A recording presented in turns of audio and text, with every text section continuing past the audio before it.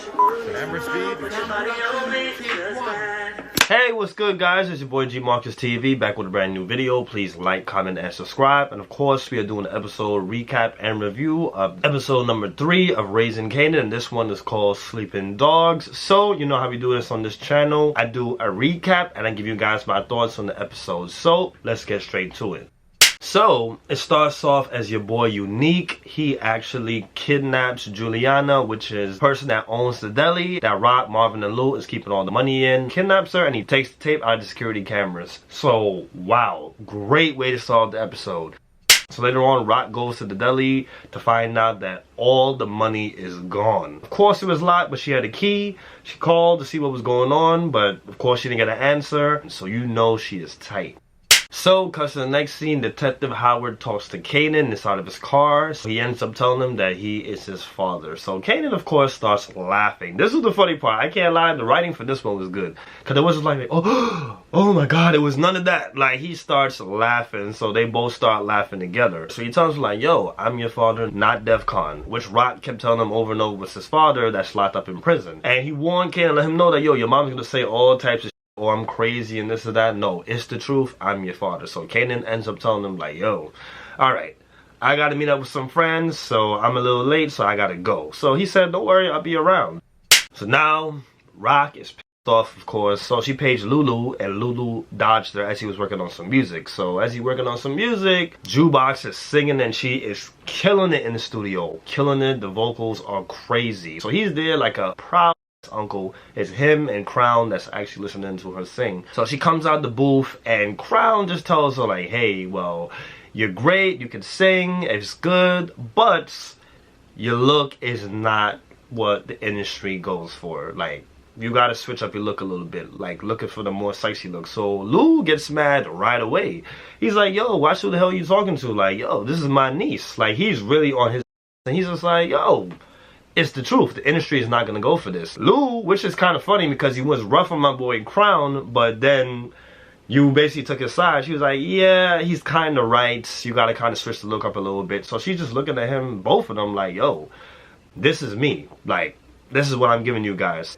And they're still like, yeah, you got to switch it up. Jukebox gets mad and ends up leaving. And right after that, Lulu confronts Crown about getting a job for his girlfriend in LA. So Crown just goes like, hey, well, I would have did it for you. I was just looking out. I was just looking out for her the way I would look out for you, the way I look out for somebody else. But of course, Lulu's not buying the shit. So Rock, she goes to Marvin and let Marvin know what's going on, how they got robbed. So they all put it together that basically Unique is the person that robbed them. So they're just looking at it like, yo, why the hell would he do that? Like, that's crazy. That's suicidal. And they were just like, well, he's probably trying to get her attention. So Rock ends up going to the studio to see Lulu. And she tells him what's going on. Like, yo, what the hell's been going on? You've been ducking and dodging me. So he's like, yo, I've been working. So the new character on the show, which I really feel like he's going to be a big part of the show, Cartier Frame, was actually attracted to her. So he starts like, you know, to talk to her, reading her some poetry type of shit. And she just introduced herself, and yeah, he was really, really feeling her. Like, you could tell he really wants her. It would be funny if they end up hooking up. But she talks to Lulu, let him know what's going on. He's just like, yo, we have a meeting coming up for a re-up, and we don't have the money to afford it. So they're really just all over the place right now.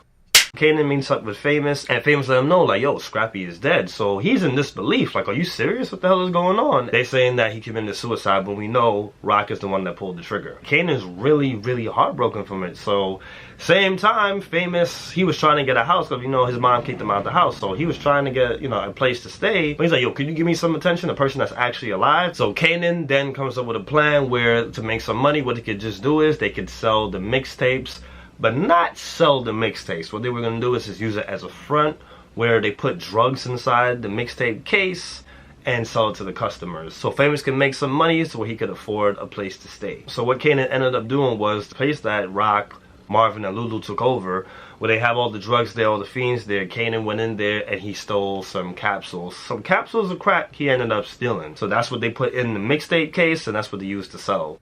So later on, Kanan finally tells Rock that, hey, Detective Howard came to him and said that, yo, that he's his father. So she starts to laugh, and of course, she denies it. She says, no, that is not your father. The guy is twisted. He got shot. That's not your father. Do not worry about this guy. Kanan then asks her about Scrappy.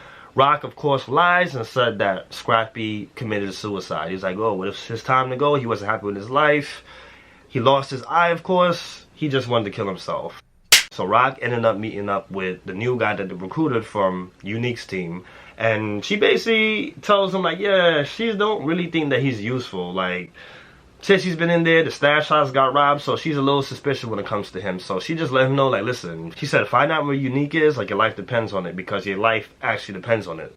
So later on, Lulu and Marvin, they meet up in Lulu's car, and he plays the jukebox song that they was working on together. So Marvin hears that, he's like, yo, that's jukebox, and he's like, yo, like, she sounds good. Like, he is just, like, actually impressed by it. He actually said to Ted, he was like, yo, does she ask for me? So he just looked at him like, are you serious? Next scene, Marvin's in anger management, and of course, you know, he's there, he's eating the damn donut, he's not really giving a damn to be there, and Marvin still ended up saying that he has no issue. So the anger management coach that was there just basically tells him, like, yo, you have an issue, you have to say something. So he ends up saying when people piss him off, he gets violent. When somebody provokes him, he gets violent. So the coach basically said, hey, she said that's open and aggressive, that he has a problem, and she says whenever there's an issue like that where he feels like he's gonna get violent, just practice breathing. Breathe in, breathe out. So at the end of the session, he tries to flirt with the coach. He shows some interest, so you could tell that she's in and out. 1 foot in, 1 foot out. So I definitely feel like that's going to be his love interest. That's someone he's going to end up hooking up with. Meanwhile, Jukebox, she follows her mom to a church that she goes to. So the mom is the lead singer of the choir. She's singing, directing the choir, and she's singing her off too. She could sing just as good as Jukebox. So Jukebox is there and just watching her, so she ends up seeing Jukebox. And when she sees Jukebox, they make eye contact, and Jukebox breaks the f off, runs away. And I'm just like, huh? The mom follows after her, but she just dips, she just disappears. So you could just tell the mom knew this is her daughter. So Crown comes to Rock's house, and she's thinking that he's coming there for Lulu, but he's actually coming there to talk to her. So he wants to get out of the game and back on the streets. He's telling her, hey, like, this will work out for both of us. Like, I can sell you half of my company for nothing. You can do your money laundering. You can do all those things with the percentage that I'll give you. And she's just over here like, wow, like, she's really thinking about it, because of course she doesn't want him to wreck an industry. She wants him to be who he is on the streets, not at the record label. She gets a phone call that, okay, they have to meet up, her, Lulu, and Marvin. So she tells him that they got to get back to it. He just tells her, like, hey, basically do not let him know I came here to see you, because he'll kill me. And she's like, don't worry, he's not gonna know shit. So Rorel, which is one of Unique's old soldiers, meets up with Rock, Marvin, and Lulu. He ends up delivering a message for them like, okay, well, Unique wants to speak. So they don't trust him for shit. One of them put a gun in his back and was just like, okay, you're gonna go in first. If you try any shit, basically you're gonna die. So they go into the spot. Unique has the gun to Juliana's head. Like, he kept it real. It's like, I can't lie to you right now. I can't even open up a lemonade spot on the corner without the cops trying to bring me down for it. Like, he can't do shit. He's hot because, of course, they framed him from killing the cop. They all got the guns pointed to him. They could easily take it out. So he's just looking at them like, yo, I could cause some serious problems. I proved I could cause some serious problems. So killing me is just like, yeah, it's going to bring a lot of shit. But he kept it real, and he just said, yo, my name ain't ringing bells no more. I'm hot. I can't really do much. Like, I just want to get out the game. I'm retired. But he's not saying like a punk. He's saying this smooth and regular. Like, yo, I just want you to leave me and my son alone. I just want to start a new life. Of course, they all got the guns pointed to him, and Lulu's just like, if they kill him, they're gonna know that they killed him. They all think about it. Rock just says, give me the gun. So he gives Rock the gun, then they put it to his head, and they just go like, okay, give me the money. And I'm like, huh?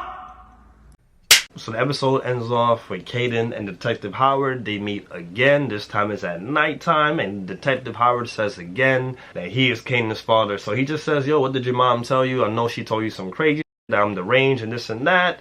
They had that type of discussion, and then he says, well, he basically confessed that Kanan shot him. So he just said, yo, I took a bullet for you, but I'm not going to give you up to the police. I will not do that to my son. So him saying that, it struck a nerve to Kanan, where Kanan's looking at him like, oh, shit. He knows, because Rock was telling him that he doesn't know. Kanan is just stunned by it, like really, really stunned. So then he just walks off, and that's how the episode ends.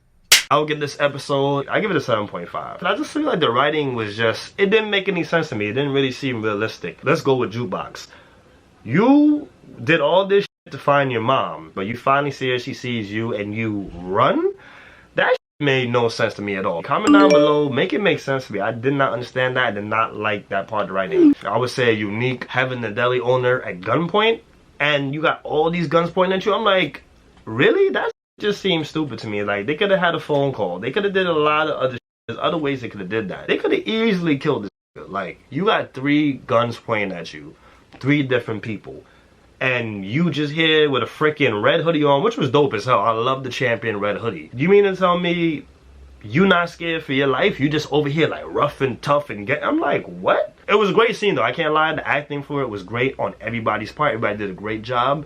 But the writing for it, I don't know, it just seemed kind of weird. Like, it didn't make no damn sense. Especially you surrendered the gun. Comment down below if you agree or disagree. That kind of was really stupid. And of course, the last thing I don't like about this episode was how they doing this Detective Howard. Why you keep coming up to Kanan, telling him that you was Pops, and you're disappearing? Like, I don't get it. Like, I don't know. Like, you should just tell him straight up, like, yo, your mom is lying to you. I was with your mom years ago. Like, give him the full story. Another thing he could have did was he could have showed the DNA. This is proof that I'm your father. He could have explained to him, like, okay, well, when I busted you, arrested you that day for getting into that fight, I did the sample of your blood. I matched your blood with my blood.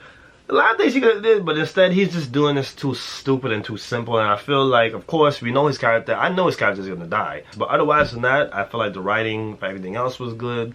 I like the fact that Unique kidnapped the deli owner. Like, I love that part.